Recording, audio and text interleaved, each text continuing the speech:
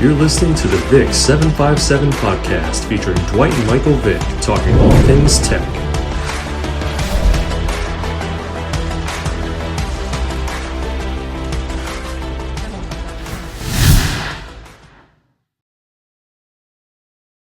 What's going on, everyone? Welcome to another edition, episode 9 of the VICK757 show, talking all things tech. I'm your host, former All Big East lineman and captain, Dwight Vick, along with young Cuz, the legend, the icon, all-conference quarterback, Heisman candidate finalist, Michael Vick is in the building alongside with me. Once again, we're back at it, talking all things Virginia Tech after a great win by the Hokies over Georgia Tech, the other Tech in the ACC. So, Cuz, what's good with you? How you doing? I'm doing good. Another week of progress. I will say that. Man. It was good. It was good to be able to talk a little trash to some of my Georgia Tech buddies this week. Well, so it was good to share a little, insight on the positive side. Well, it's actually good too because you have Newport News. The 757 is your home, but everyone knows that Atlanta as well as Philadelphia and even Virginia Tech are your other homes away from home. And Atlanta was the place to be. You had Georgia Tech's homecoming. Virginia Tech went down there and took care of business. Then, the Braves got the World Series championship. Shout out to the Braves, man. I never doubted it. I think back when I was playing in Atlanta, we was coming off of those championship seasons and trying to get back into that championship caliber form. So it took 15 years to get back, but better late than never. Yeah, man. Congratulations to the Braves. Congratulations, man. My wife was watching it, man. I was watching it when I could, and they kind of snuck up on me. I don't follow baseball like the other baseball connoisseurs, the fans. I check it out during the playoff time, but the energy. My wife was down there a few weeks ago in the ATL for training for her job, and she was telling me when she was down there, the energy, the city was electric. They were really hungry for a win, and the Braves' first World Series since the 90s, man. Yeah, since the 90s. And I think the last championship, if I'm not mistaken, was Atlanta United. I think they won a championship a couple years ago. So, we're getting closer and closer to the Falcons winning the dance, man. It might be a couple years, but, hey, anything is possible. So, shout out to the city, though. They deserve to celebrate. No doubt. And you hit us a little nugget. Look at you doing the research. I would have that was a trivia question. I would have not got down. Well, I know that because I know Atlanta United is owned by Arthur Blank, and anything he's involved in, anything he's doing, I got my ear to the street. Yeah. Well, did you get a chance? I know you were busy, going to LA doing your stuff with Fox and traveling. You got your daughters, your son. You got a lot going. Did you make time to catch the Hokies? They had a great win on the road, as I mentioned just a few minutes ago, against Georgia Tech, 26-17. They finally finished the game. They finally got a win after breaking a 3-game losing streak, man. Burmeister had 2 touchdowns. Our guy, Trey Turner, had a monster game, almost 200 yards receiving. Big Trey. A touchdown, big play Trey. Tavion Robinson stepped up. The offensive line, Hoffman, the center, they were physical. The running game was good. The freshman sensation, Malik, I believe his name is, Malachi came on the scene. Malachi Thomas is killing it right now. So did you get a chance to check him out? Yeah, I checked them out. And it's funny because I lay down at night around 1 o'clock every night. I'm a night owl. Yeah, and me too. I'm up catching the highlights. And for the last 2 nights, Georgia Tech, Virginia Tech has been on. So I've watched the game 2 nights in a row. Sunday night and Monday night, I watched the game. And I know we're doing a lot of things right. But naturally for me, I watched the quarterback position, and I watched Burmeister play a great game. And he pulled it down and ran at times when he needed to. He looked real quick the other day, and I don't know what that's been, but that stood out to me. I thought the defense played aggressive. I thought they hung in there. And, Georgia Tech, you never know what you're going to get from them. They're always a formidable opponent. So we was able to go down into their house. It's not an easy place to play, and beat them. So, let that breathe a little confidence for this week coming up. Yeah, and this is a short week. Virginia Tech turns around. They take on Boston College on the road Friday night in Chestnut Hill, a place you and I both had great success at. 7:30 kickoff on ESPN2. Boston College is struggling. They're at the bottom of the Atlantic Division. Their starting quarterback went out a few weeks ago. They just lost to Syracuse at Syracuse. They're rotating 2 quarterbacks. This is a chance for Virginia Tech to put some things together. They got Boston College, and after that, they return back home for the last home game against Duke. Duke is really struggling. And then you got those 2 road games against UVA and Miami. So, ironically, Mike, I looked it up prepping for our show.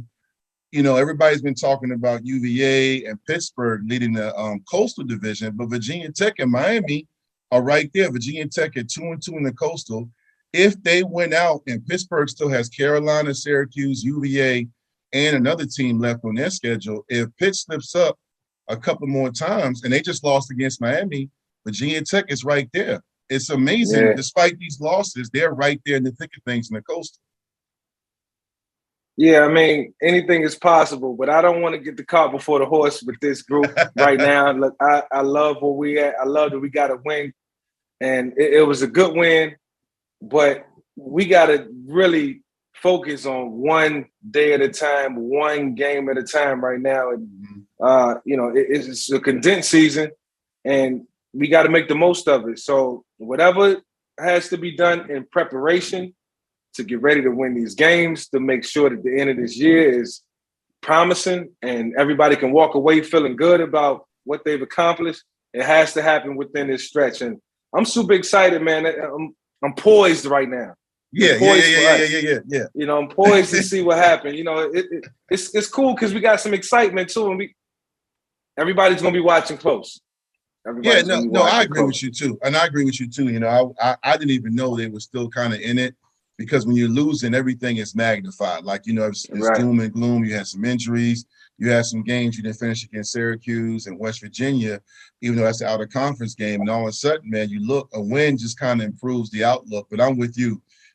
This team cannot afford to look ahead. There's no one left on their schedule. They should feel like they're just going to walk in and win, even Duke. Yep.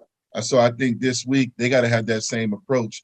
I do want to shout out the defense because you shouted out Justin Hamilton's unit, and I thought those guys played great. But I saw Georgia Tech the week before, and we're going to have Danny break that game down, the Georgia Tech, Virginia Tech game. But I saw Georgia Tech the week before against UVA on the road in Charlottesville against a hot UVA team. And they lost that game 48-40, but they put up 40 points and over 500 yards of total offense. Now, UVA's defense, as we mentioned on this show, is really, really struggling, but their offense is elite. And Georgia Tech went toe-to-toe. As a matter of fact, in that game, they were up 13-0 on the road, and UVA came back. So Virginia Tech went on the road and held that unit to 17 points. So defense has to travel, and that's the one unit on the Virginia Tech team that I feel confident in. Minus that Pitt game, I feel like they've kind of shown up pretty much most of the season. Yeah, and that's why I say going into Georgia Tech, and winning the game on the road, that's a hostile environment. It's not an easy place to play. I've been to a couple of games when I was playing in Atlanta to know what the atmosphere is like. Now, it was Joe Hamilton and those guys, Ralph Friedrich. It was a different era and different day and time, but still, like you say, they scored a lot of points the week prior. They scored a lot of points versus UVA. So, to go in there and keep that holstered was a good sign for us, man. But where has that been over the last couple of weeks? But it goes to show that football is a complementary game. Yes. Offense complement D and vice versa. And it's going to always be that way. It's never going to change.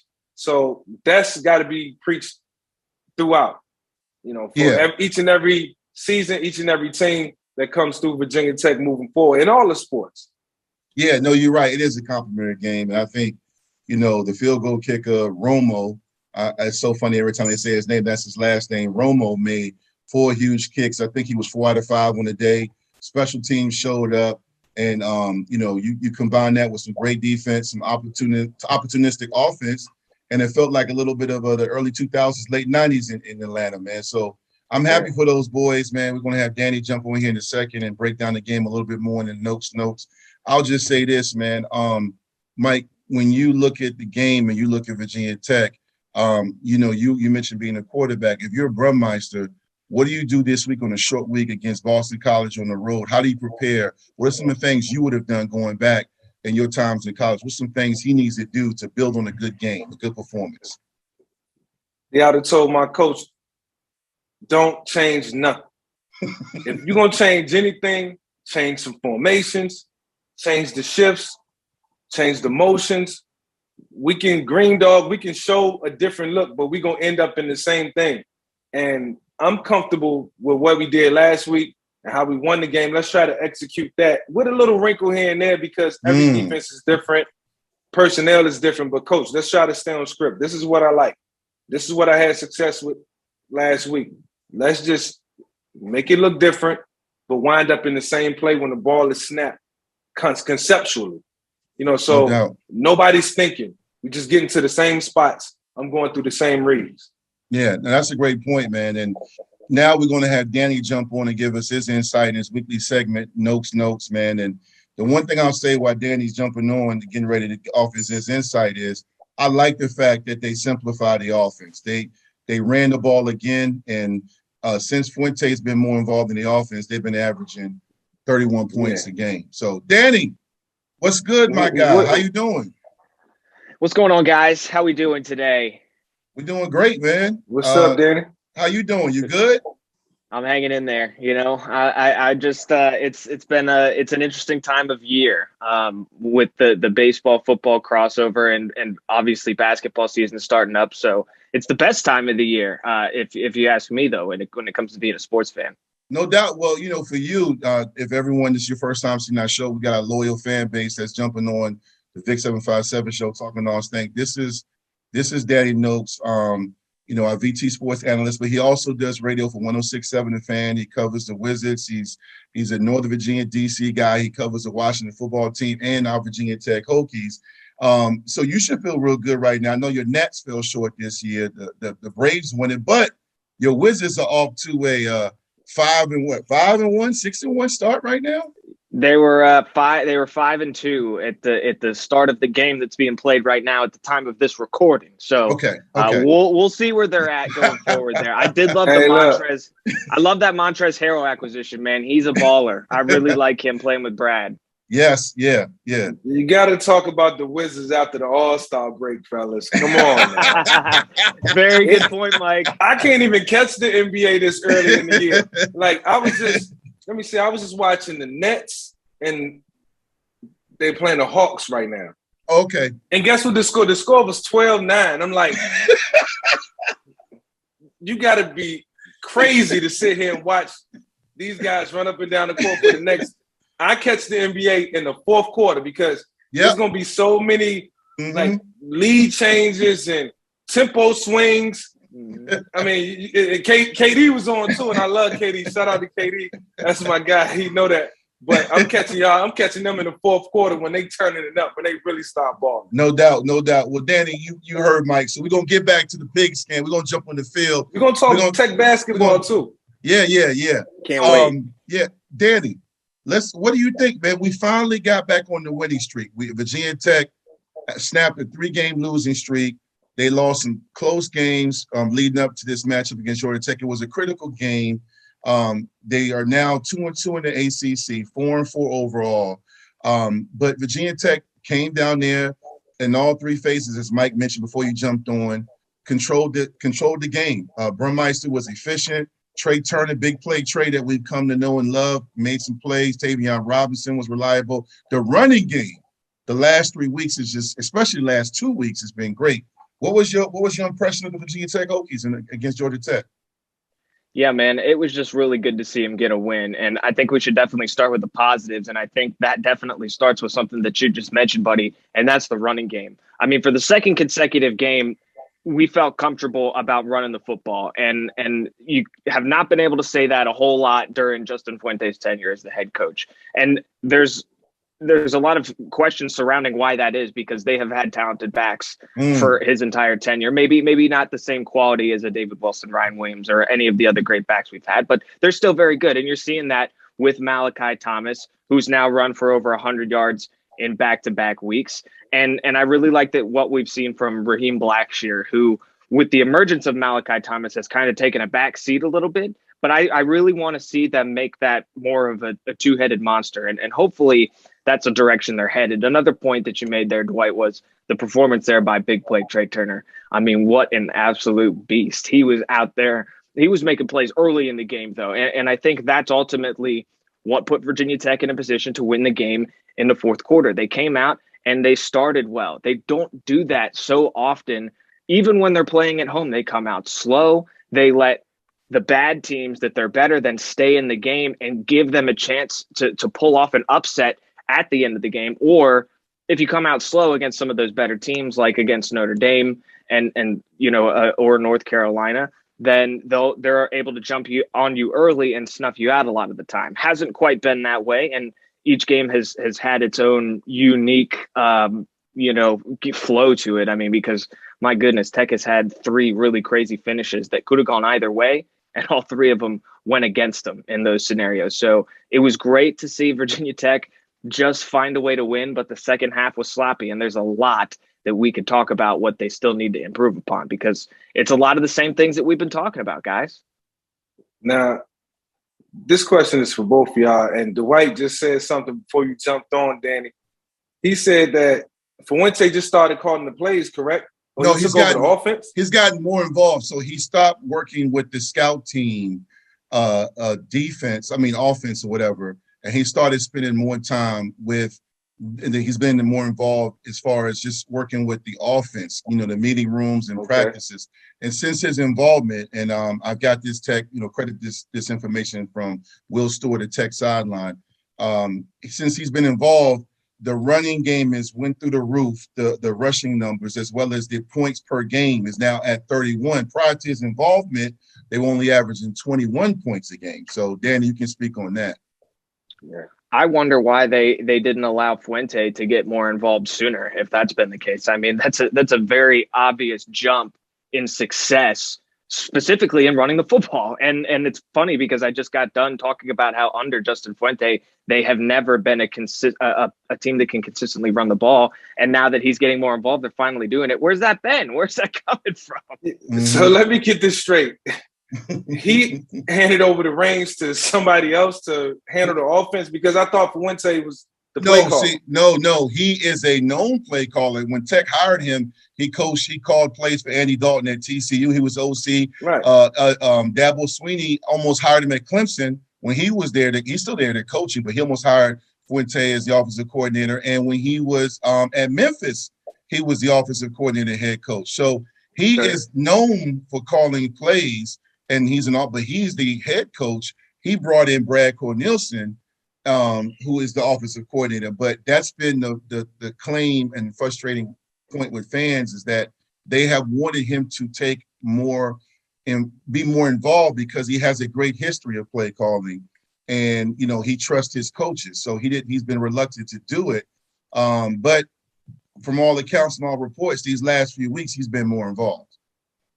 Yeah. Well, guys, if I'm out of context right now, I would think that, the magnitude of this season and the state of our program, and, there's a lot of things circulating.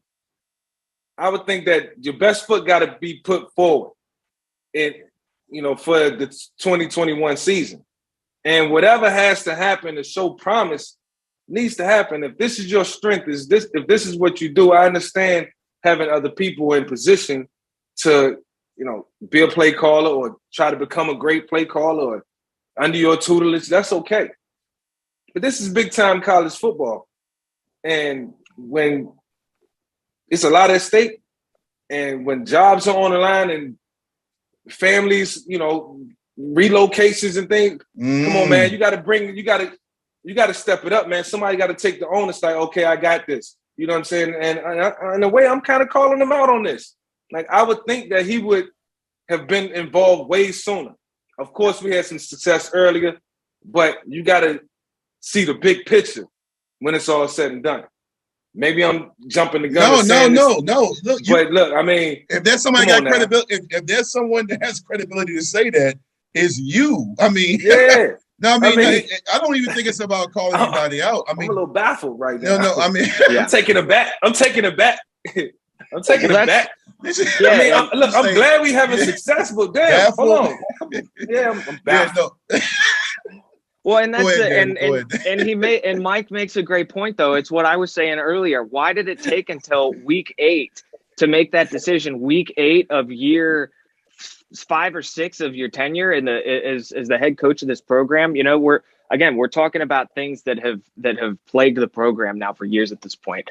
The success of this year be damned, because that kind of went out the window a few weeks ago. But I also brought up the fact that against Georgia Tech on Saturday, there were a lot of things that they did poorly that they've been doing poorly all season long. And it starts with their offense when it gets into the red zone. I mean, good Lord, how many more times are they going to stall when they get inside the 20? And again, they were able to move the ball all game long. Trey Turner was making plays. They were running consistently with Malachi, Raheem Blackshear. That comes down to play calling. On top of execution, yes, but that's play calling. When it happens game after game, which it did against North Carolina, even though they won. It's of course happened against Notre Dame in the most famous situation, but it happened against Syracuse, and it's happened plenty more times throughout the season. And frankly, I'm sick of watching it. No, D, I feel you, man. You know, at the end of the day, you and Mike are both right, and I definitely understand what you're both saying. I agree. We don't have the inside information on why it's taking long. Maybe he has been more involved before. I will say this is that, you know, like Mike said, and we've said this numerous times on this show, I've said this on other shows and radio segments I do, you have to put yourself in position every year. You can't, I don't think there's a football coach in America that could be complacent. I mean, what I mean is, whether you're Alabama or you're Virginia Tech, you're Syracuse, or you're Norfolk State or ODU, nobody can rest on their laurels and say, well, this is what I'm known for. This is what I did the previous year. This is what I did at Memphis, or what I did when I was TCU. You have to you have to show improve in sports. It's just the way it works. I mean, even on a professional level, one of my favorite quarterbacks since Cuz retired, since Mike hung up the cleats and the helmet, is Lamar Jackson. And he's killing it right now. And yet, if he has one bad game, the cynics and doubters rise out and they jump on him. So you always have to show improve. And I think, you know, to your point, Danny, when I watched the game, I went back and watched it again the first half. They were looking great. And once again, despite winning the game 26-17, they had a turnover that they forced. Barno, the great DN, number 11, forced a turnover. They hit the quarterback from behind, and they didn't score.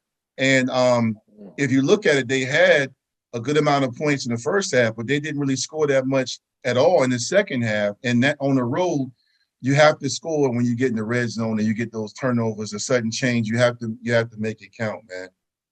They didn't score a touchdown after the first quarter. That's all that it comes down to. They did not score a single touchdown after the first quarter, and they moved the ball all game. Their drives kept stalling for a couple of different reasons, but I'm going with play calling being the number one thing there, because it's just inconsistent all the time. Danny, man, go ahead.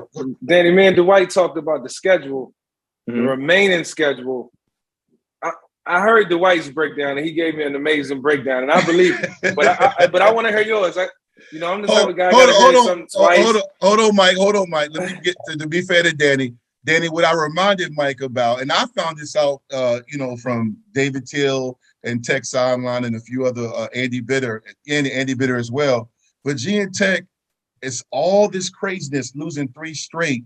They still have a chance to win the Coastal. If they win out and Pitt loses to UVA and loses to either Syracuse or North Carolina, Tech wins out, they win the division. Yep. So this is absolutely – so Mike hit me. I want to hear what Danny got to say about the remaining schedule, because Mike hit me with the stop sign. He said, you better shut your mouth. Go ahead, D. Go ahead. Yeah, and you know what? I was about to hold up my stop sign too, because I don't want you to go breaking my heart again, man. That's what you're lining me up for. You're lining me up. One of my good friends, Doug Bowman, who I think you're familiar with, Dwight. Yeah, he writes for 247 Sports.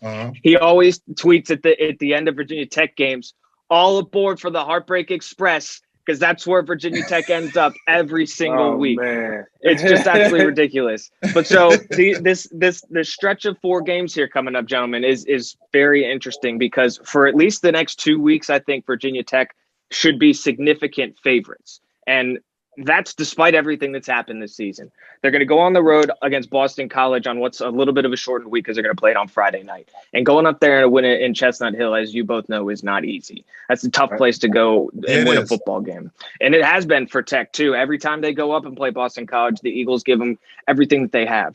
But this Boston College team doesn't have quite the defense that they've had in years past. And now with Virginia Tech kind of in a rhythm running the football. And if, whatever Fuente's been drawn up here the last couple of weeks, if they continue to do that and they execute and they get out in front early, you can put that one to bed pretty soon, I would say, in early on in the game. Now, they're going to have to play a little bit better defense and certainly just have to play overall better in the second half to beat Boston College this week because there were some defensive lapses in the second half against Georgia Tech. They allowed some more big plays. It's been their Achilles heel for as long as I've been on this earth. And you can't allow that to happen again on the road because the reality is 3 of your last 4 are on the road here. You're at Boston College, but then you come back home and you get probably the worst team in the ACC. You get Duke. And you don't count your chickens before they hatch. But darn it, if you don't come out and beat Duke by at least a couple of touchdowns on your home field, and you guys know that'll be senior day too. So that'll be that'll be the day you honor your seniors. You got to go win that game. So if at that point Virginia Tech has gotten through Boston College and Duke, we're talking about them having won 3 games in a row. The last 2 games are those are the games that have scared me the most all season. Before we even laced them up against UNC, I said it on 106.7 The Fan with Grant and Danny a couple of months ago. At Miami and at UVA back-to-back to finish the year is what scares me the most. Miami's without De'Aaron King now. They're without their starting quarterback. So in theory, going into Miami, which is normally a library when it comes to atmosphere, right? Where they play down there, those students don't want to travel all the way out there, especially when you got so much else to do in Miami. So I think it's a very winnable game, but it's just a place where Tech doesn't normally play well. And then anything goes against UVA in the final week of the season. Anything goes. UVA is clearly playing better than we are right now, Dwight. Offensively, they are. Right. Right. But and keep in mind, we're going to know a lot. They're on the bye week. They have Notre Dame, but I stayed up and watched that crazy game. They lost to BYU 66 to 40 something. I don't know. It was a crazy. It was a good game. Yeah, it was. I was loving it. It was like playing Madden, but Armstrong, their quarterback, got hurt. Lefty. And prayers for him. I know that's our rival, but I don't want to see anybody get hurt. That guy was playing his way into a Heisman finalist appearance, and it's tough. So they may not have him, or he may be limited. And this is why we watch the games, Danny. We appreciate you jumping on tonight, man. As always, you came with that fire. Thank you for giving us that insight, and you and Mike give me the stop sign. I'm just giving our fans some excitement. I'm giving our fans some excitement, bro. Yeah, something to look forward to, man. Some optimism. That's my favorite word. I love that word. Optimism. Yeah. I love it too. Mike hit us with some good ones. Optimism, baffled. You know what I'm saying? I was taking it back. Yes, all right, sir. Danny, man. We appreciate you. We'll see you next week, man. We'll talk to you this weekend.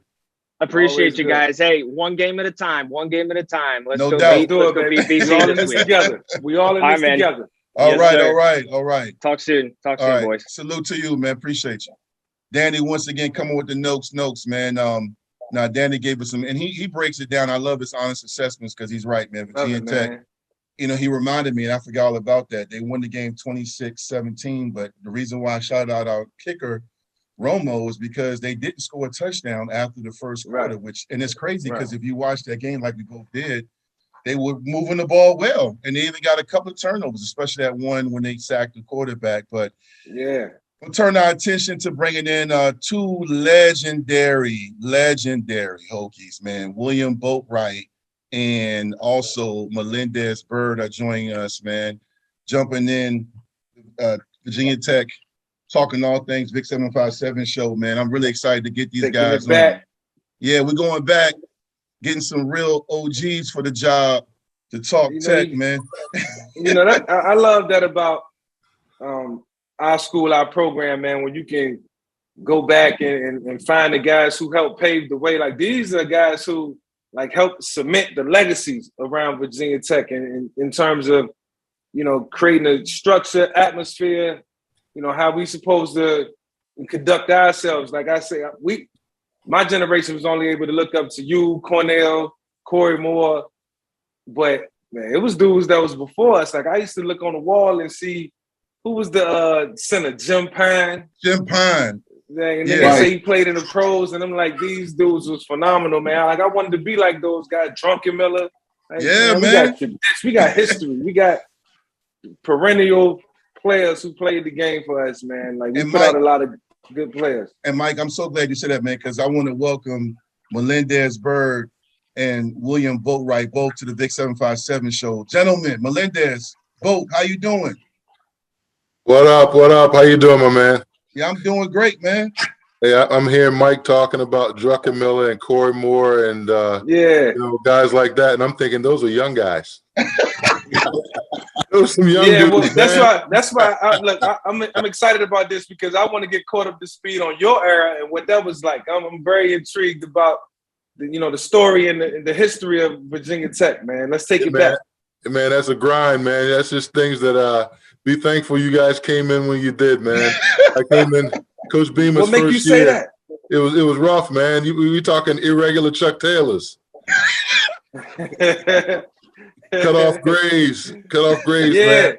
The cutoff grades, man. Well, what was y'all doing in the cutoff grades? I mean, training in them, walking around them? Hey, man, that was pregame. Stop. Oh, I kid you not, now they got the breakaway sweatsuits and all that. We had Lester writing VT and your number on your gray sweatshirt. Oh, hold on. To be fair, in '94 when I got there, they were doing that. When Mike got there, my last 2 years, we got sponsored by Nike. My red shirt junior year, so they knew about Mike coming. This is before the Michael Vick experience. I think we had Nikes, man. I think in 90-91 we got Nikes. We got my sophomore year. Okay, Melendez Bird. So let me look. I'm going to introduce this guy. Let me tell you guys something right now to all our viewers. Mike, I've told you a little bit. So you have Victory Life. I do so many things in the community. I've been recognized. I've got awards and plaques. Been on radio. When I was playing at Virginia Tech, Melendez Bird was a legendary linebacker at Bethel High School. Played in the golden era of Peninsula District sports. You're talking about back when you had Eric Hunter, all these household names, the Gale brothers at Bethel, all these Hall of Fame players, that went on to the NFL and college, right? Melendez came back to Virginia Tech. He was working on his graduate degree. He's now a professor. He came back, and I'm tight with his wife. I believe I introduced y'all. I was part of that. You and Linnell meet each other. The connection. So Melendez comes back, and he immediately takes to me and puts me under his wing, gives me a jump rope, just talks to me. Every day he was giving me jewels and just telling me stuff to do. He then goes back to finish his pro career. He goes and he's back home in the 7570. We'll talk about him coaching high school ball in a second. But Melendez, when he was coaching at Heritage High School, where he helped Coach Newsom and those guys win the state championship, every time I had a bye week or off week, he said, Big Vic, come down here and speak to my kids.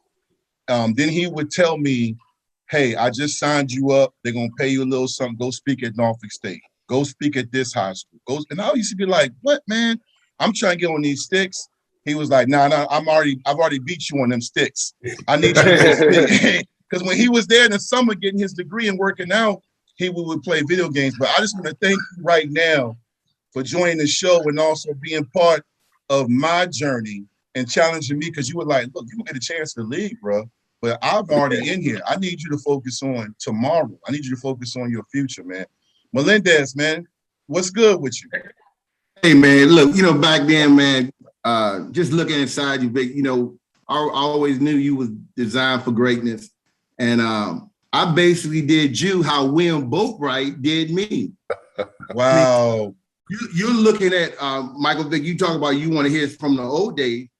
William Boatwright was my mentor. So everything that the white Vic just said about me, I can say the exact same thing about Boatwright. because I remember when he got drafted from for the Philadelphia Eagles, we went and saw him play in the Hall of Fame game. Was that against Dallas Cowboys?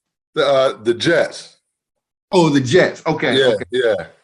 Herschel Walker was playing with you all, right? Correct, yes. Right. And Reggie White, was he on that? Reggie was still, that was the year Jerome Brown died, yes. Right.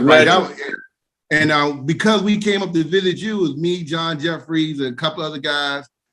We got to meet Reggie White and talk to him. And but everything that Boatwright did for me, I did for Dwight Vick. And what you say, Boatwright, when I said you got me, you better get me out.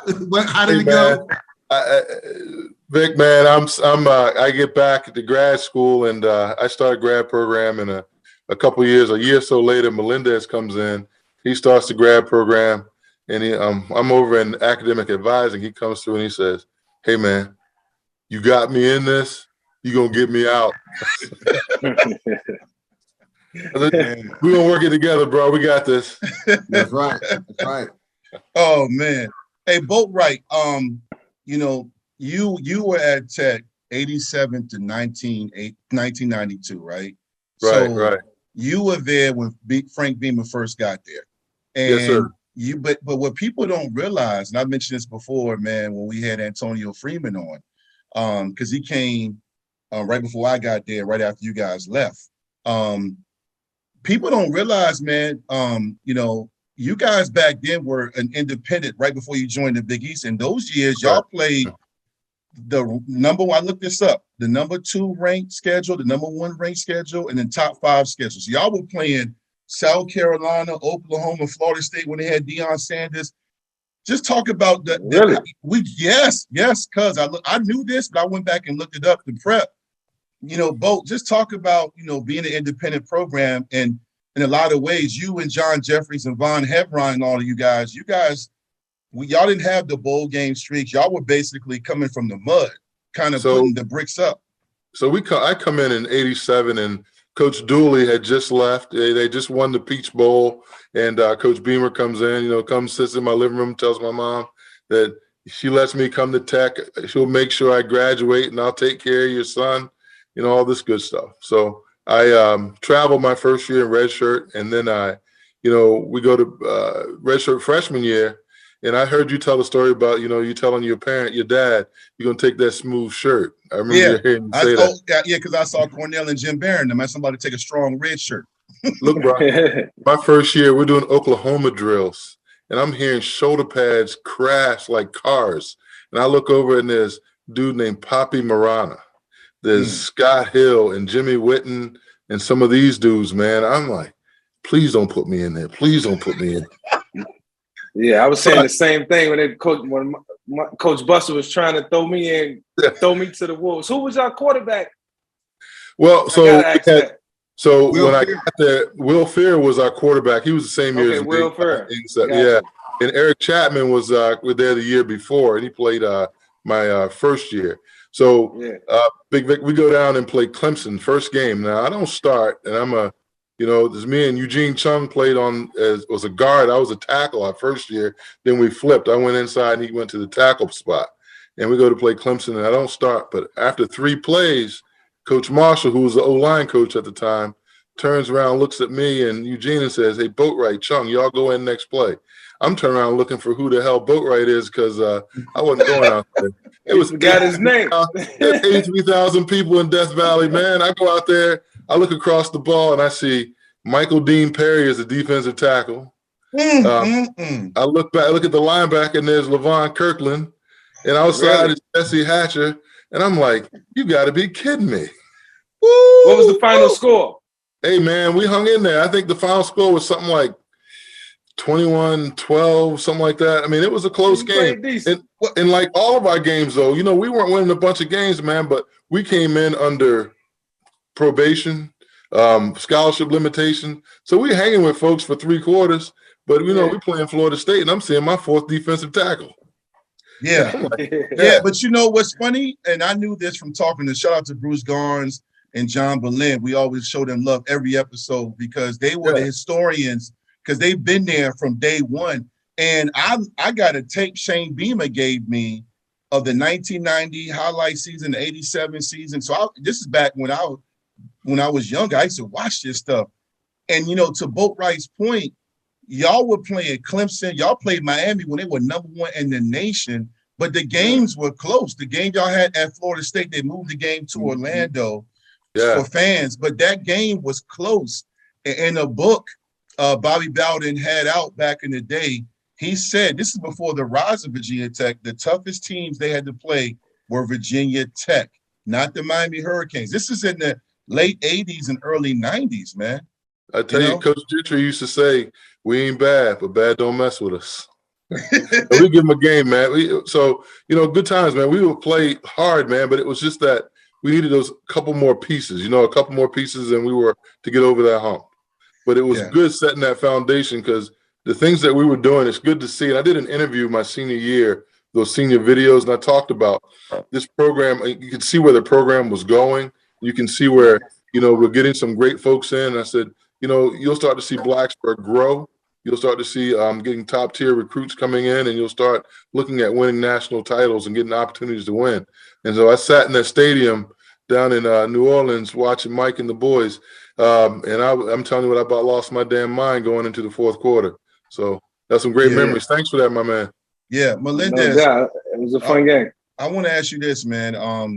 You my big brother, man, you and Boatwright. And I remember us linking up at the spring game when Mike was still playing in the league, but, we went back to watch the younger guys. And, every time I'm around you, man, Melendez, we got two of the best Virginia Tech storytellers. If you think I'm legendary, these two guys, they are great storytellers. But Melendez, just take us back, man. Take me and Mike back, because you played when me and Mike, we were in middle school. He was younger than me. You were playing in the Hampton Bethel days, when the Peninsula District, if you lost 2 games, you weren't going to the playoffs. And you played against Eric Hunter, who was a parade All-American, went to Purdue and was the Big Ten Rookie of the Year. Him and Aaron Sparrow were they were the Michael Vick, Ronald Currys, and Aaron Brooks, Allen Iversons before they were those household names. Right. And you went to Virginia Tech. And at that time, everybody was going to UVA. You played. I had Tim Johnson on the Victory Life Legacy Spotlight. Tim Johnson, the great linebacker that went to Wake Forest and North Carolina A&T. He talked about how you were one of the best linebackers. That linebacker core for Coach Kozlowski at Bethel High School was legendary. Just talk about that time and how you ended up getting to Virginia Tech. Well, actually, to tell the truth, I didn't plan on going to Virginia Tech first. Actually, I planned on going to UNC first. And I will go with Michael Vick, your very first JV coach, Marcus Washington. Yeah, Coach Washington. Oh, that was my guy. Oh, man. Marcus Washington. Yes, Marcus Washington was my best friend. He came to Bethel High School. We were best friends. He was in my wedding. Our goal was to go to UNC. So, and actually, I can go back even further than that. I can remember when Bobby Ross started at Georgia Tech, and he came into Coach Cobb's office, and he said, I want Melendez Bird, Todd Kelly, and Marcus Washington. I want to offer a scholarship right now. I want these 3 guys because I believe they can take us to a national championship. He handed us his brochures. We were looking at their uniforms. I didn't know nothing about Atlanta. I didn't know back then in 1988, 89, that Atlanta was the Mecca place or whatever. All I know, I looked at their uniform. They had those big black and gold fishnet looking uniforms. I like, nah, we ain't going there. And Todd Kelly like, but originally I wanted to go to UNC first, but because I didn't pass my SATs, they dropped me, but Coach Kaz always wanted me to go to Virginia Tech. Now, when I went on my visit, I visited Maryland, but my best visit was at Virginia Tech. And my host was John Jeffries, one of the best running backs, and William Boatwright. Those were my 2 hosts when I came there. So regardless, after that, I didn't want to go to UVA because then Marcus went to UVA, Marcus Washington, And Dwight Vick, I also played with Dwayne Knight. He coached you all that year for Yes. your JV. Well, no, he coached Mike. No, man. Right. He coached Right. me. Yeah, Coach D-Knight. Knight and Coach Washington was my So JV look. coaches. And we was, man, great coaches. I just say that. Right. Good Dwayne people. Knight, we came in together. Dwayne, we had a great class. We had Von Hebron, Kirk Alexander, Rusty Pendleton. We had all these great guys. But I knew you was gonna be great because I was hearing it from Marcus Washington and Dwayne Knight. It was like, man, we got this guy named Michael Vick. He the real deal. I think you played like 1 or 2 games on JV, and then you went up to varsity, and the rest is history, right? Yeah, I played 7 games on JV. We were 7-0, and then they snatched me. Okay. So, but I give a lot of credit to Dwayne Knight. I used to pick his brain all the time about Virginia Tech. When he first told me he went to Virginia Tech, I was like, where the hell is Virginia Tech? Right. And he had to pull out pictures and show me, and because I'm watching as a kid, I'm watching UNC and Clemson and Maryland and Florida State and all those teams, and so he kind of introduced me to Virginia Tech, and to hear that you played with him in that era, man, that's super cool because D-Knight, he was a good football player. D-Knight did a lot of growing up in order to be your coach, because I remember that cat when he was a freshman, man. He was I heard stories. He was open. Hold on. I heard stories about. Boatwright, thank you for breaking the ice and talking about the elephant in the living room, because I was over thinking before Mike got to Tech, I was there and he was our study hall monitor. And that dude told us one day, he said, I'll fight y'all. You know what I'm saying? Because we weren't listening. And he meant it. Dwayne Knight used to walk around, and I wasn't even there with him. This is when he came back. He was walking around with a baseball bat, the little miniature one. And he had a little black book bag. But shout out to Dwayne Knight, because Melendez, I'm glad you touched on it. Rivals and 247 Sports didn't exist back then. It was Tom Lemming, Roanoke Times, Daily Press, Sporting News. So you didn't have that many publications. So there were a lot of guys that were really good, ranked, but we didn't have the media exposure, because that class you just mentioned, John Jeffries and all you guys, I look back, man, I'm just like, that's crazy, because you guys played a great schedule. Y'all had talent, but there were games and seasons you guys couldn't finish a game. It was always close, Absolutely. I want to ask you guys this, because we still got to do our Hokie trivia and our Hokie shout out, so we can do this all night. But I do want to ask you guys this, and Melendez, I'll start with you. You led the team in tackles your senior year. You played against some talented quarterbacks. I joke because I still trip off how you played against Brett Favre when he was at Southern Miss. Yeah, he played against Brett Favre. Didn't you pick him off? Hurricane. Didn't you pick him off? Did you get an interception to him? I think I did. Yes. Yeah, you picked him off. Yeah. Off to the left side. I didn't get a touch. But when you look at Virginia Tech now, I'm not talking about. We'll get to the state of the program in a second. But when you and both, Melendez, I'll start with you. We talk about that class, Dwayne Knight and all you guys going to Tech, and you look at Tech now with the entrance, the seating up to almost 70,000 now. The campus continues to throw new buildings. They got 9,000 uniform combinations. They're in the ACC. They won the Coastal Division 6 times. They got 4 conference titles. In the Big East, when me and Mike were there, they were winning. They sold out. The sellout streak started my redshirt senior year. Did you foresee that? Because you guys came in and set the tone. Did you, Melendez, did you in your mind say, you know what, Beams is going to get them there? You did? What gave you that?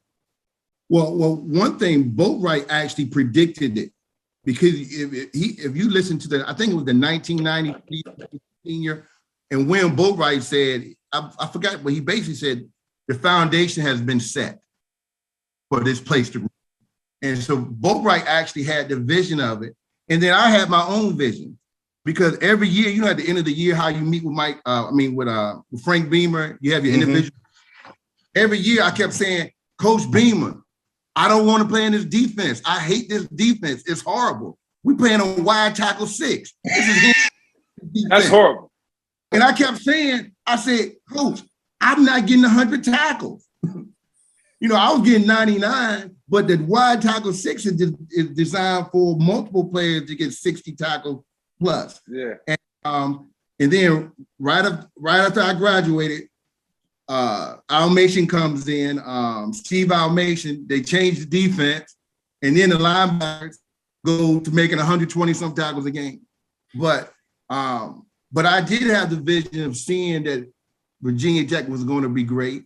I remember I even asked Coach Beamer, can we have all black uniforms? And no. Okay. The alumni, they're not going to like that, you know. Jerome Preston, he had said something about that, but we did get all black sweatsuits. Were you Boatwright with the black sweat? Did you do that? Oklahoma, yes. We traveled with those. Those was my senior year. Yes. Oh yeah, that's right. We played down in Oklahoma, right? Yeah, that was a good game right there. Oklahoma. That was an awesome game. They had some ballers. So y'all got black sweatsuits, right? And Coach got you out of that Tecmo Bowl defense. Because that was a Tecmo Bowl defense. Wide tackle 6. Hey! I seen that somewhere. Coach, that's a Coach Mike Smith special, man. What you say? What you say, Melendez? The wide tackle 6. The last time that happened was in 1992 when we won 2-8-1. Mm-hmm. Yeah. And that's when we was winning every game and then lost every game in the fourth quarter except against Miami. And I think Miami was number 1 in the nation at that time. Yeah, y'all lost the game 43-23. Yeah. Mm-hmm. Yeah. Yeah. Everybody going to the fourth quarter and lost. Damn, right? Yeah. I'm the producer. I gotta look this stuff up. But look, the reason also I remember that game is because when you're being recruited by Tech, you go through and look at the media guy, you look at the scores, and this is when the Miami Hurricanes were the U, not the U they got now with the fake chain and all that manufactured hype. There was a story I heard about from Antonio Banks and Tyrone Drakeford, where Miami's receivers, this one they had Lamar Thomas and they had all those great receivers. They were in the game going against the defensive back, running the route saying the ball should be coming right now and turning around and catching it. They were just so deep and talented. And it's amazing because not only that, the following year, 93, Tech went down there and battled them in the old Orange Bowl, lost, I think, 24-3 or 24-6. And then the following year, a few years later in 95, Tech beat them. And then they had that streak against Miami. Mike, I don't know if I told you this. I'm going to put Boatwright on the spot. But 57, the jersey 57 is legendary at Virginia. Let me tell you, and I know our fans that are watching this, our diehard fans know this. Wyatt Teller has worn it. Anthony Davis wore 57. I wore 57. I can't remember everybody, but that number was made, in my humble opinion, and Boatwright, you may have somebody before me, that number was made famous before me with Boatwright, because when I got there, they're giving you the jersey. Lester gives you a jersey, and you go take the pictures, and you get, you're doing all this stuff. And I remember in the old weight room, not the new one they have now, not the one that they had at Castle, the Merriman Center, the one before that, the dungeon, the old hot black weight room. There was a picture of Boatwright squatting and everybody standing around him, and that squat record might still stand. And I remember seeing that, and the bar was bending. There were so many plates on the bar. And Gentry and Coach Whitten, our strength coaches, Coach Stanley Santa would wrap your knees when you were about to squat. And I remember when I got that jersey, I knew about Boatwright because my dad used to preach on the Eastern Shore. And I grew up with Ace Custis and Todd and TJ Washington. Those are my family. Those are my brothers. But everybody on the team, Hank Coleman, those guys, like, yo, you got to rep that jersey right. That's Boatwright, William Boatwright. And then they looked at me and said, you don't believe me? Look at the wall right there. There's a picture of Boatwright squatting. How much weight was on that bar again, Boat? Oh, man, my back will tell you in a minute. No, I think my max was 755. And that day in the gym, I probably could have gone about 840. Probably. Hold on. Don't say it. Hold on. Say it again. I was there that day. Say it again for the people in the back. How much was on the bar? 700 and what?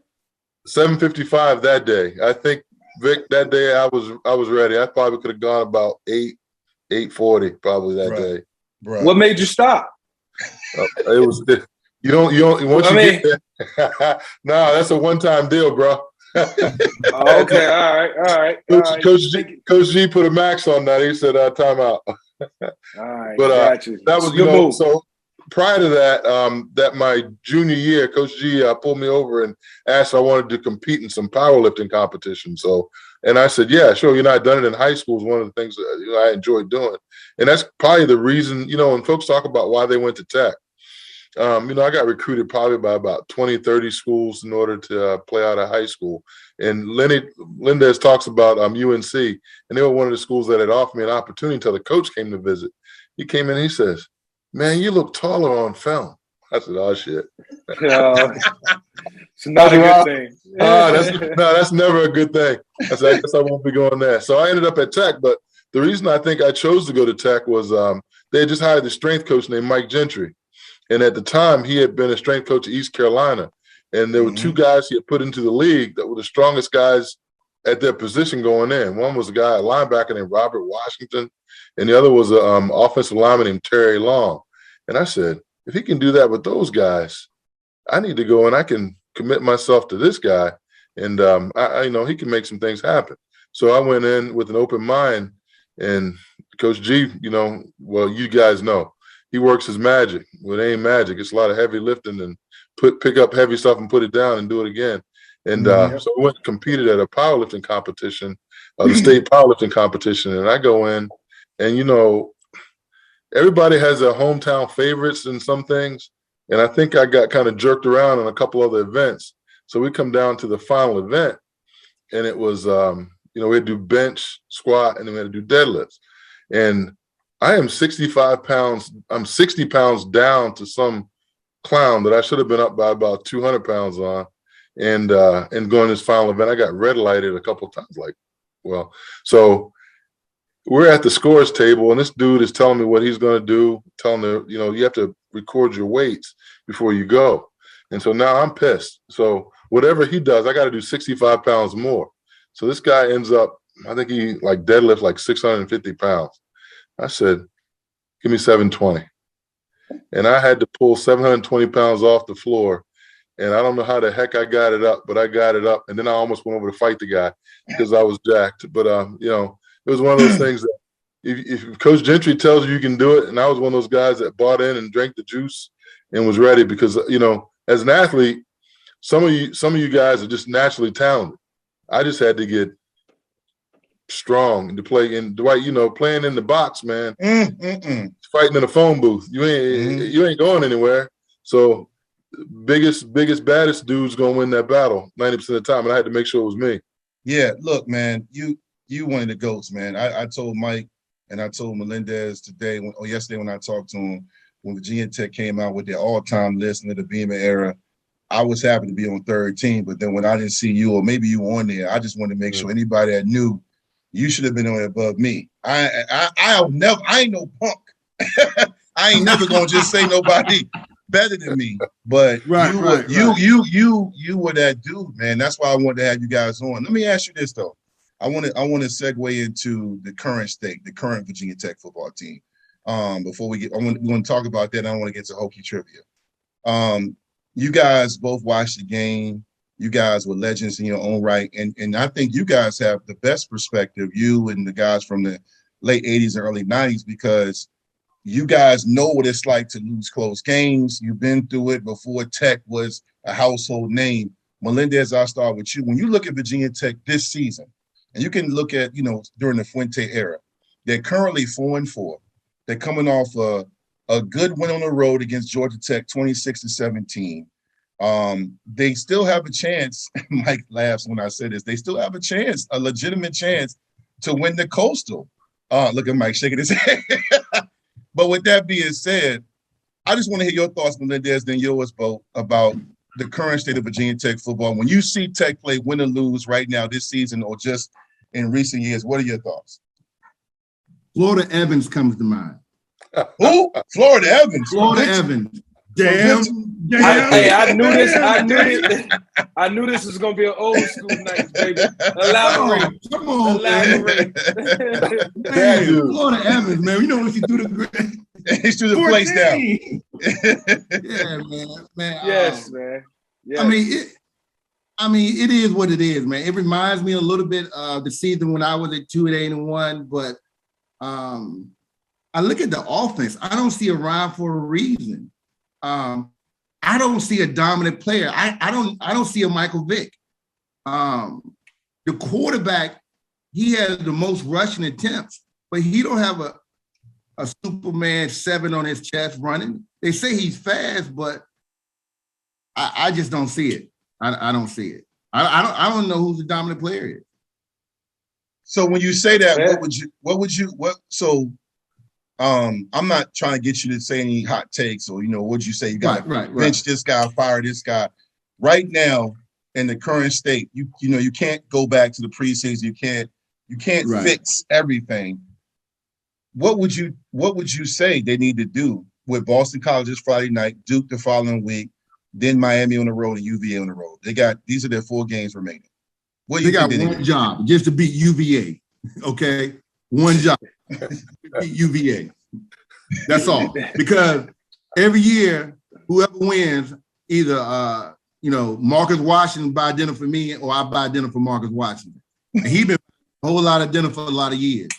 So, you just put a lot of pressure on them boys. You just put a lot of pressure on them kids, man. I mean, but straight up though, man. I mean, what would you change? What would you, if you was the head coach, or if you was coaching this team, what would you try to do going into this week? I guess what Dwight is saying. What would be your level of execution? I would look for balance. There's 3 things one must know to survive in this world: what is too much, what is too little, and what is just right. And I don't think they have that balanced approach with their offense. I mean, I don't see any run stability. I would maybe do more nickel and diamond to make the passing. And that's then what I'm talking about. Dominate the ball. I mean, I've come from an era where big boy William Boatwright is blocking for Von Hebron, Tony Kennedy, all these great running backs, and then controlling the clock, nickel and diamond, and then go big to Antonio Freeman, deep. So I would look for a balanced approach because I don't know what they're doing. Mm-hmm. Yeah. So that's my take. I don't know what they're doing. Boatwright. What's your current impressions and what do you suggest? I mean, again, I would love to hear your take. Mike and I both. Vic, I don't know that I could play in this era, first of all. I think that, the era that I played in was more controlled violence. Oh, no. It okay. Was, it was one of those things that you learn to run the ball. And I've never understood how you run block with a pass set. How do you run block and your first step is back? That makes a lot of sense. I don't understand that. So when you play teams like at Clemson or you play teams like a Pitt who are violent kind of guys, and you're not used to getting smacked in the mouth like that, that becomes a problem. So for me, I like watching guys like the center, that Brock Hoffman. I like the guy. I like that guy. Me too. Give me a personal foul every once in a while, but at least I know you care. You know what I mean? At least I know you're gonna do what it takes to take care of your folks. So I think you got to get back and you got to run the ball. You got to be able to move the ball, get some first downs. And I don't know, if the young man who's a quarterback there now if he's the answer for them this year or what have you. And that's beyond my pay grade. But I think you got to be able to get first downs and move the ball and just can be consistent. If you can consistently move the ball, can score some first downs and go up top. I like that little Trey Turner. That brother's got some game. There's a couple of them. Big play Trey. Yeah. Oh, man, he had him on a while back. I like that young man. I mean, he's going to do some big things. But, just move the ball, get some first downs, and continue driving the ball. But you've got to find a way just to be physical. The one thing that we've always been known for when I played, is that if you were playing tech, get the trainer ready because on Sunday you hurting because you've been in a battle. And I watched that. Physicality. Oh man, just the stuff that you like, because if you play this game, if you don't like being touched, you might want to go play basketball or do something different.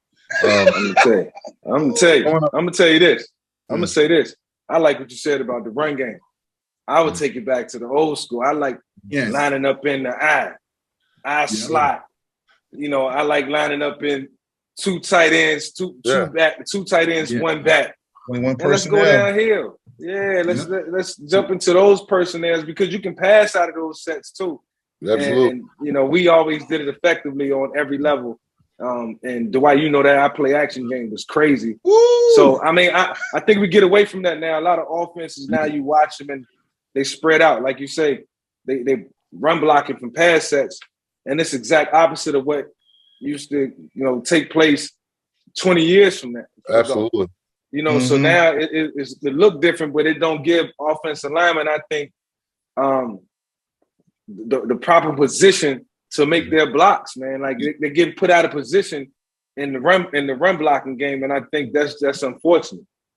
You know, for the guys who played this game at Tech, I always go back to you want to play a game like you play in West Virginia at home or at West Virginia, because you knew when you stepped on the field, get your Aspen ready, get your ice bath ready, because it's on, and you wouldn't have it any other way.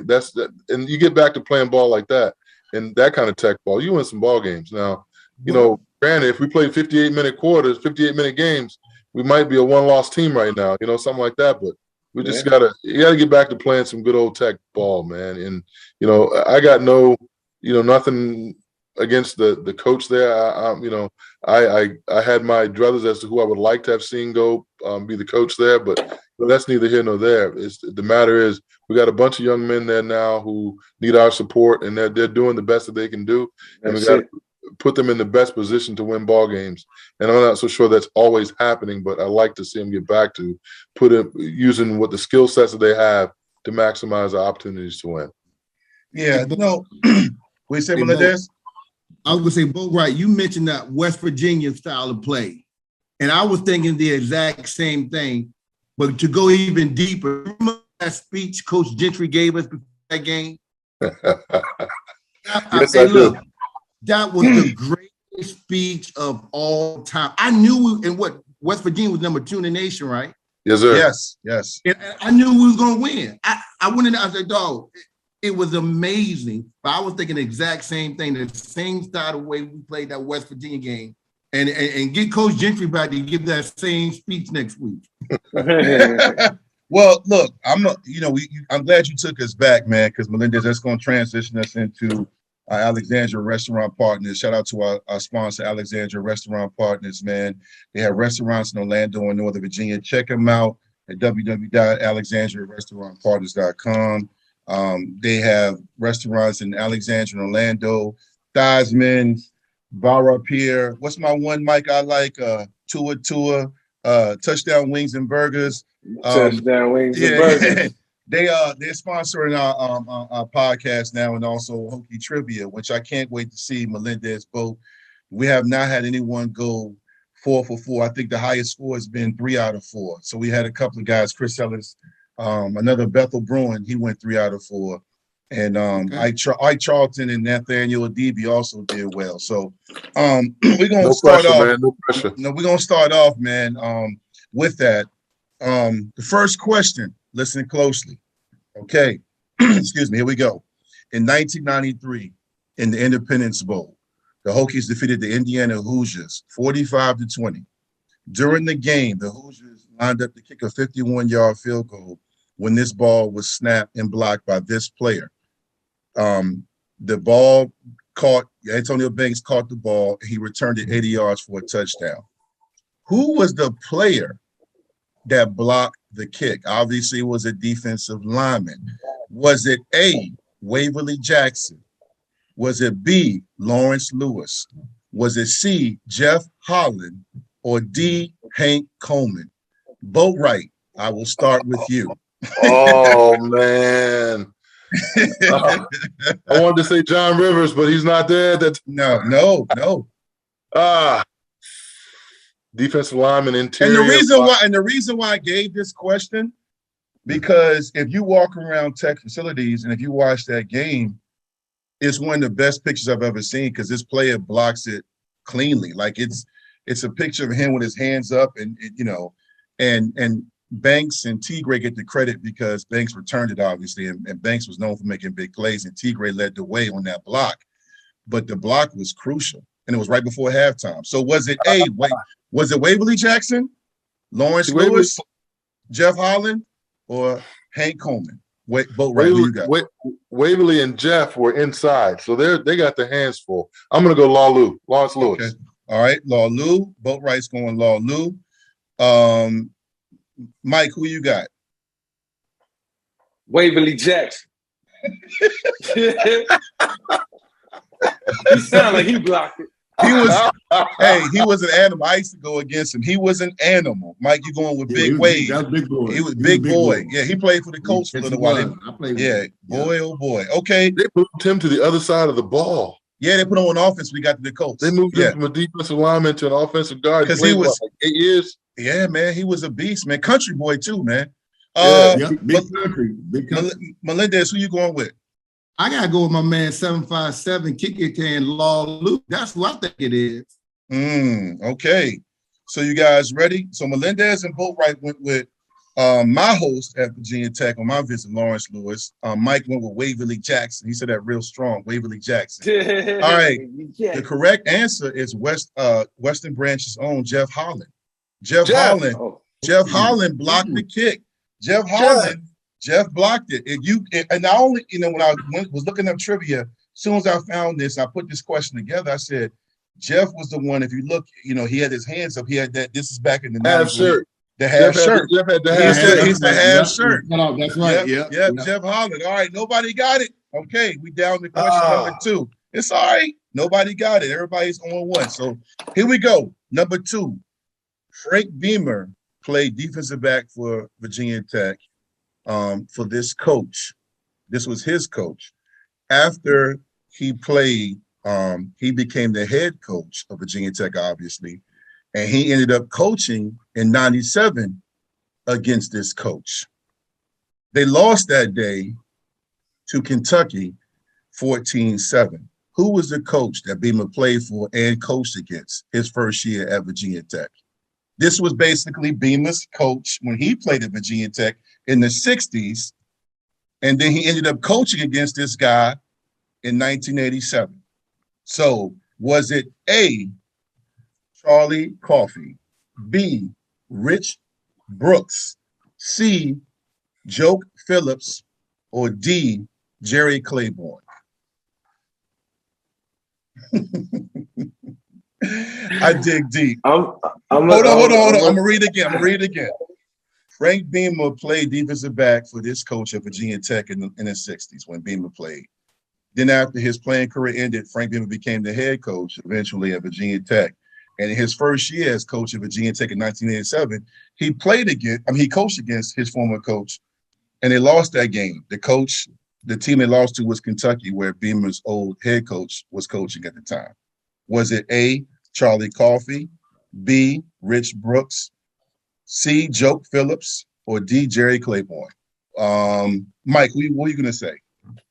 B, Rich Brooks. Okay, Mike is going Rich Brooks. Melendez, who you got? Hey, when you don't know the answer, you always go with C. Okay.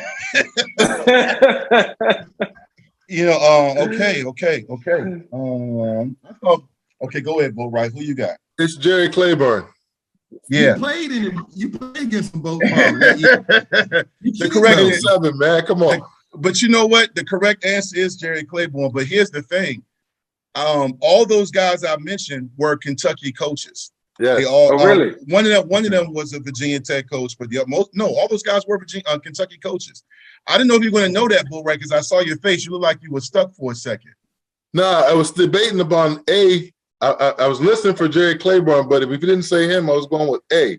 That first dude. Charlie Coffey was the assistant coach with Claiborne.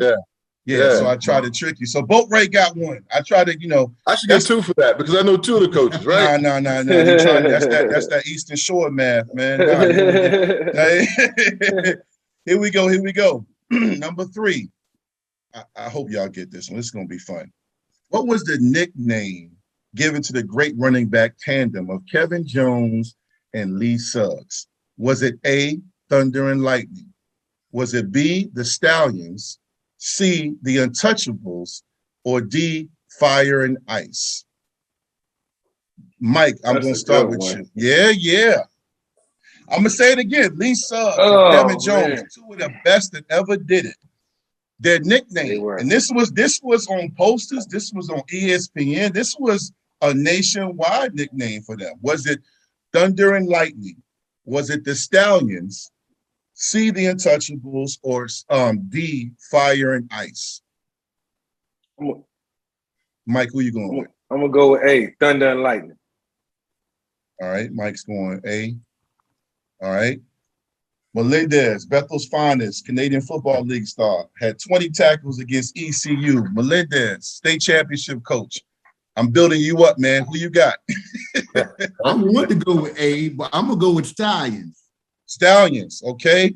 Melendez is going with Stallions. People get on this show, man. They don't realize this trivia is for real, baby. Real trivia, man. Boatwright, who you going with? Man, Dwight, you set this up intentionally because you know that Eddie Hunter, Maurice Williams were Stallions, and that Jeffries and Vaughn and those guys, they continued that with the Stallions. That's right. But now what? So I'm going to go Stallions too. See, Boatwright, you are so smart. Linemen are so smart, but sometimes we make it complicated. We don't take what's in front of us. You are all wrong. This one, I gave y'all the Untouchables. The Untouchables. That was their nickname, the Untouchables. Wow. The reason why Boatwright, I was giving y'all clues because I said nationwide, because the Stallions, Billy Height, and the guys that were there with Boatwright, Tony Kennedy, Vaughn, they started it. Andre Kendrick and Sharon and Emo and all those guys kept it. So the official Virginia Tech name is Stallions. It was the style. Gotcha. Yeah. Gotcha. But the nationwide nickname for Kevin Jones and Lee Suggs was the Untouchables because they were just so damn good. And Boatwright, I just thought you were going to you talked yourself out of that. Melendez, I thought you were going to get that because look, I know Melendez pretty much all my college, high school, into a young adulthood. And he always killed me in this kind of stuff, man. So I'm feeling good right now. I should have got that. Hey, I should have got that. That was if this is a PlayStation, I'll be whipping your butt though, right? You know what? He did real quick before we get this last trivia. Melendez in the summers, man, we used to get on the sticks. We played NC2A, Madden. I would get up with him 21-0, 28. He'd be like, he said, nah, you ain't getting no house. We're gonna keep playing. He always came back and beat me. I think I got him like twice, man. But here we go. Last one, guys. Hokie Trivia sponsored by Alexandria Restaurant Partners. Here we go. Only a select few of Virginia Tech football players have ever been named unanimous All-Americans, meaning they've been selected to All-American teams. It's not that many when you do the research. Unanimous, you know how big this is. Which of the following players have not been named unanimous All-Americans? Okay, so you have consensus and unanimous. Okay, which of these players have not been named unanimous? Was it A, Bruce Smith, B, Corey Moore, C, Jim Pyne, or D, Jimmy Williams? Bruce Smith, wide tackle 6, defensive tackle. Even the wide tackle 6, he got 22 sacks. Corey Moore was the Big East Defensive Player of the Year twice back-to-back, my last year, then Mike's first year starting. Jim Pyne, we all know about him, one of the best linemen of all time, played in the NFL. Quiet. Yeah. Quiet. That dude didn't talk trash at all, man. He was a beast, played man. next to me. He didn't talk. I had to talk trash for him. Yep. And then we have Jimmy Williams. Jimmy Williams from Bethel, transferred to Bethel because he left Hampton High mad. Him and Coach Mike Smith, dad got into it. Jimmy Williams went over there. Bethel traded us, was a trader. Then he came to Tech and became one of the best defensive backs of all time. Was play safety, was 6'4", 6'5", playing corner. So which one is it, guys? Which player was not a unanimous All-American? Bruce Smith, Corey Moore, Jim Pyne, or Jimmy Williams? I'm going to say D, Jimmy Williams. Okay. All right. Mike saying Jimmy. All right, Melendez, who you got? I want to say Jimmy Williams, but I'm gonna go Jim Pyne. Okay. This is a tough one. Jim Pyne. All right. And Bo, who you got? See, I should know this with Jim. I'm gonna go Jim Pyne. So Jim Pyne was not a unanimous All-American. Consensus, not unanimous. Okay. Once again, fellas, you are all wrong. What? Yeah. Yes. I looked this up. Yes. Jimmy Williams was unanimous. That's how good he was. The one that wasn't was Bruce Smith. Bruce? Yes. I got it. My source. Go to HokieSports.com, the official site for Virginia Tech All-Americans, all their awards, bowl game history. I go there every week to get our trivia and compile the questions, unless they need to correct it, because what they do is they put a C for consensus, and then they put a U for unanimous. And I looked at Bruce. I took my glasses off. I called a couple of friends to look at it. Bruce did not have that U above it. Now, I apologize to Big Bruce, so he don't come down and find me, but he was not. Jimmy Williams was. I remember when Jimmy Williams was named a unanimous All-American because he was that good. And, Jimmy, like I mentioned, he was a 6'4", 6'5" safety, but he played corner. He was an animal. He could press. He could tackle. We already know Jim Pyne. I told a story to Mike and them a few weeks ago doing Hokie trivia. Jim Pyne, one time, Boatwright, you were there. Dibbs, the scout team, defensive tackle, kept running his mouth, and Jim Pyne warned him. Next play, Jim Pyne ripped his face mask off with his hand. Ripped the face mask. Am I right, Boatwright? And handed it to him. Yep. Ripped it off. like that. All he needed to say was, "I'm inevitable." That's all he had to say. And he would have been. Dude, Jim didn't talk a lot of trash, man. He just said, "Look, knock it off, big fella." Yep. Yeah. He did it again. He said. Jim was the Terminator. Jim played in the pros too, right? Yeah, 10, 12 years, yeah. Oh, Jim man, so that was a great trivia, man. So I went back in time a little bit more, man. Had a lot of fun with that, man. It was, and shout out to all those players, man. Corey Moore, everybody, man. I was gonna give, I'm glad I didn't get the trivia question because Boatwright, who was that quarterback you mentioned that was there before Ferrier? Eric Chapman. He was one of my trivia questions. I said, you know what? Boatwright's not going. He's gonna remember him. So I didn't put him in. So guys, this has been a lot of fun. We're at the end of our show, man. We're gonna do our Soul Hoodie, one of our sponsors, man. Our Soul Hoodie Hokie shout outs. Soul Hoodie, check them out at www.soulhoodie.com for your college, pro, and high school pro sports paraphernalia, hoodies for you to work out, train in, as well as hanging out. They got urban wear. They got everything you need for your gear and paraphernalia. Shout out to Soul Hoodie. This is the part of the show we end, man. We show anybody that's a Virginia Tech alum, a teammate, a coach, anybody. It could be a professor, it could be one of your close friends, somebody that's dealing with something, somebody that's overcome some great news. Hokie shout outs. You can do more than one. We don't need 25 people though. But Ryan Whitaker went crazy. He named everybody from DBU. But Boatwright, I'll start with you, man. Who do you want to shout out for your Hokie shout outs? It could be a current player, somebody, a coach. Well, Big Vic, I'm an educator, man. I work with kids. I actually just switched jobs this July and went from a middle school where I've been there for about 18 years to a alternative high school called the Phoenix Center. So we have kids that have been long-term suspended from their base schools or they're placed there for some other reasons. But shout out to all my buddies in the struggle in education there. Big Derek Smith has just started his principalship there up your way.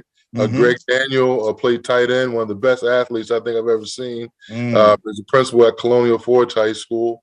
So shout out to all my brothers in the struggle who Sharon, who's teaching up in Alexandria. Tyrone Stiff. Yes, sir. Sharon. I'm trying to get him to take that next step and come on and join me. He can replace me when I retire here in a few years. But all my brothers, Ben, Scott, and some other fellows, man. So shout out to those guys who are working to help educate the next group that's going to come through, who are mentoring and just dealing with folks in the struggle, man. This thing we call education, trying to help kids find their path and find some success in their lives. So shout out to those guys. No doubt. No, excellent, man. Shout out to all the educators, man. Thank you for that, Bo. Melendez, man, who do you want to shout out, man? I got to give a shout out to 5800, all the guys I coached back in the day at Heritage High School. That was a dominant team that we had back in the day with Michael Johnson and Daryl Blackstock, Kente Blunt. The White Vic, you played with Kente Blunt in the All-Star game together. Damn, bro, all them dudes went to UVA. No. You shouting out all these people that done went to UVA. I mean, come on, Right, this is a Hokie shout out. It's a Hokie shout out. Well, Go ahead. I'm just messing with you. But those are the guys I had the opportunity to coach, and but then I got to give a shout out to my class: Von Hebron, Kirk Alexander, Rusty Pendleton, all those guys, Dwayne Knight, even the guys. My main guy. I'm glad I'm blessed to be here with William Boatwright, man. He's one of the greatest mentors that someone can have. So the list goes on. I even got to give a shout out to the Hampton guys. Lenny Lumpkins.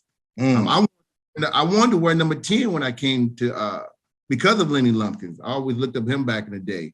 DeRocky Kroom, Eric Hunter, just great guys from back in the day. And I went to Bethel, and we used to battle on the field back in the day. But shout out to 757, all the guys. So thank you all for letting me be a part of this today. No doubt, man. No, thank you, man. Mike, man, cuz who you want to shout out, man? I got 2 shout outs. I usually do one. I'm gonna shout out Keith Short, my center, 1999. Keith Short was an amazing dude. Made me super comfortable playing quarterback, and as a freshman, there's no comfort level other than knowing that you and your center on the same page and he got your back. And then 2, I want to shout out Cullen Hawkins, my fullback in 1999. Cullen, we share a crazy story. My first year I came into Tech as a redshirt freshman when I wasn't playing. I used to play around a lot in the weight room and didn't take football serious. And one day Cullen came to me and told me, Mike, you're super arrogant and you need to stop playing and you need to get yourself together. Really? Basically in the next year. Yeah, and we was in Castle. We was like taking pictures and we was doing something. He like approached me on a serious note, and I was, just coming out of high school, and it meant a lot. It hurt me, but it meant a lot to me. And I knew he really meant it, being the leader of the team, and not knowing that 5 months later I'd be in the huddle with him in spring ball, in training camp, and then my first game of the year versus James Madison in the huddle before the game started.